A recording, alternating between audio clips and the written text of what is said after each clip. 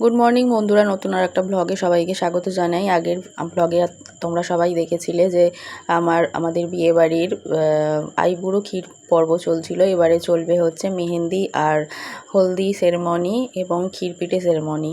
তো মুসলিম বিয়েতে আমাদের এই পার্টগুলোই হয়ে থাকে। হলদি হয়, মেহেন্দি হয়, তারপরে সব শেষে রাত্রিবেলায় হলদি মিটে গেলে তারপরে শুরু হয় ক্ষীরপিঠের পর্ব। তো এখানে এখন তোমরা দেখছো ক্ষীরপিঠের পর্বে এই যে শাইরিন এখন আন্টির সাথে ফটো তুলতে খুব ব্যস্ত, ফটো সেশন চলছে ওর।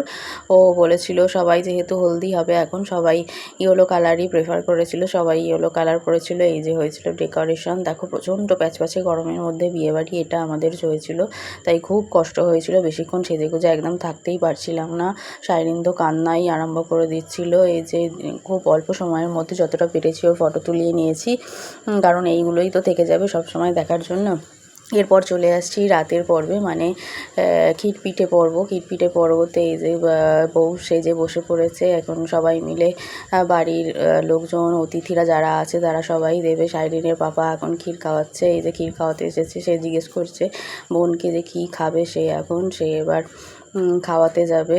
তো যে ব্রাইড সে বললো আমি এখন গরমে কিচ্ছু খাবো না, আমাকে শুধু কেক দাও। তাই তাকে কেক দেয়া হচ্ছে। এরপর ওকে কেক খাইয়ে নেবে।